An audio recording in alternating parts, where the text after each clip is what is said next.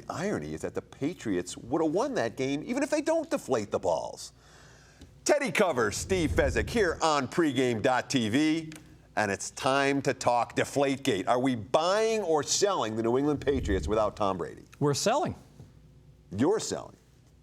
Based upon what you told me last week.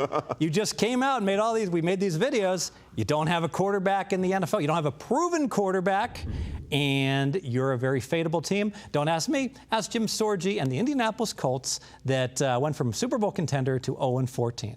Okay, that's an interesting point. But there's also a point to be made here that this is a classic knee-jerk reaction. Oh, the quarterback got hurt, and we haven't heard of the new guy. Therefore, this great team is now mediocre or bad.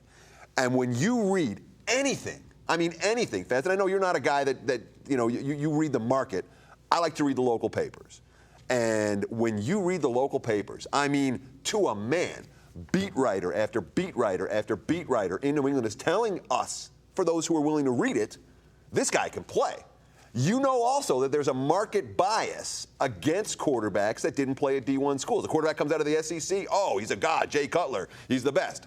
A quarterback comes out of a school that nobody ever heard of, a Tony Romo, a Joe Flacco, not the schools that are on TV, and all of a sudden there's market bias against him. So you're telling me that the knee-jerk is nothing, that the market bias against these quarterbacks are nothing, that all these reports about Garoppolo, with, by the way, an entire preseason to prepare, that all that is meaningless, and that the Patriots now stink because Tom Brady's not going to be in the fold for the first couple of weeks. Correct. And I'll go back to, I had lots of reports about how Scott Tolzien had been in the system. He knew it really well. He was going to be very good for the Green Bay Packers, and how ridiculous it was that the line moved 7, 8, 9 points for Aaron Rodgers being out, and I saw the Packers lose every game against the spread, because if you don't have a star quarterback, you are 7 points worse in the NFL. I agree if you don't have a competent quarterback. But again, you're ripping all the Wisconsin guys, Sorgi, Tolzien. The bottom line with New England, I watch this Patriots team with Matt Castle, a guy who was never a starter in college.